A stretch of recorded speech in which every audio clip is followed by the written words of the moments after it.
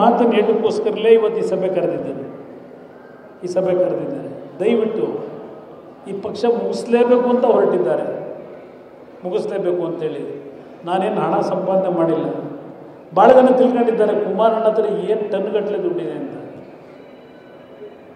ಇವತ್ತು ಬೆಳೆಸಿರ್ತಕ್ಕಂಥ ನಿಮ್ಮ ಕುಟುಂಬದ ಮಗನಾಗಿ ನಾನು ಹೇಳ್ತಾ ಇದ್ದೇನೆ, ನಾನು ಹಣ ಸಂಪಾದನೆ ಮಾಡಿಲ್ಲ.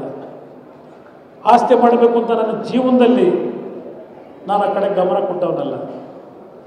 ಬಂದಂಥ ಬಡವರ ಕಷ್ಟಗಳನ್ನು, ಅವ್ರ ನೋವುಗಳನ್ನು ನೋಡಿ ನನ್ನ ಜೀವನ ಮುಡುಪಾಗಿ ನನ್ನ ಜೀವನ ಮಾಡಿದ್ದೇನೆ ಹೊರತು ಆಸ್ತಿ ಸಂಪಾದನೆ ಮಾಡಲಿಲ್ಲ. ಆಸ್ತಿ ಸಂಪಾದನೆ ಮಾಡಿದರೆ ನಿಮ್ಮಂಥ ಲಕ್ಷಾಂತರ ಜನ ಏನಿದ್ದೀರಿ, ನಿಮ್ಮಗಳ ಹೃದಯದಲ್ಲಿ ಒಂದು ಸಣ್ಣ ಸ್ಥಾನ ಪಡೀಲಿಕ್ಕೆ ಆ ಒಂದು ಆಸ್ತಿ ಸಂಪಾದನೆ ಮಾಡಿದ್ದೇನೆ.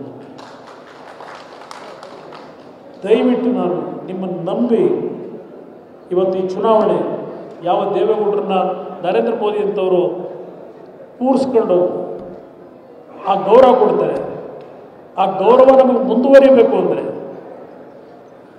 ಇವತ್ತು ರೇವಣ್ಣನ ಮಗ ಅಲ್ಲ, ನನ್ನ ಮಗ. ದಯವಿಟ್ಟು ಇದು ಒಂದು ಬಾರಿ ಭಾಳ ಬದಲಾವಣೆ ತರ್ತೀನಿ, ಅವನಲ್ಲೂ ಬದಲಾವಣೆ ಆಗುತ್ತೆ.